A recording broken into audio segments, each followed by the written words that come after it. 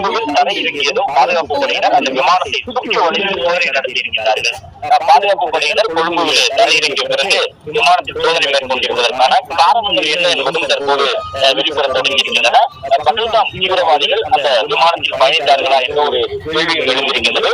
சென்னையில் இருக்கக்கூடிய கட்டுப்பாட்டு மையத்தில் இருந்து கொடுக்கப்பட்ட தகவல் அடிப்படையில் தான் கொழும்பு சென்ற அந்த ஸ்ரீலங்கன் ஏர்லைன்ஸ் நிறுவனத்துடைய விமானத்தில் சோதனை நடத்தப்பட்டதாக தகவல் வெளியாகி இருக்கின்றது. அதிகாரப்பூர்வமாக அந்த பகல்காம் தாக்குதலில் தொடர்புடைய தீவிரவாதிகள் சென்னையிலிருந்து கொழும்புக்கு விமானத்தில் பயணித்தார்களா என்ற விவரம் வெளியிடப்படாவிட்டாலும் தற்போது கிடைத்திருக்கக்கூடிய தகவல் அடிப்படையில் இங்கிருந்து, அதாவது சென்னையினுடைய கட்டுப்பாட்டு மையத்தில் இருந்து வெளியிடப்பட்டிருந்த அந்த தகவல் அடிப்படையில் தான் இலங்கை சென்ற அந்த விமானத்தை உடனடியாக இலங்கையினுடைய பாதுகாப்பு படை அதிகாரிகள் உட்பட பலரும் சேர்ந்து ஸ்ரீலங்கன் ஏர்லைன்ஸ் நிறுவனத்துடைய விமானத்தில் பயணித்த பயணிகளிடம் ஒரு கடும் சோதனையை மேற்கொண்டிருக்கின்றார்கள் என்ற தகவல் கிடைத்திருக்கிறது. பகல்காம் தீவிரவாத தாக்குதல் சம்பவத்தில் ஈடுபட்ட தீவிரவாதிகளாக கிட்டத்தட்ட 6 பேர் அடையாளம்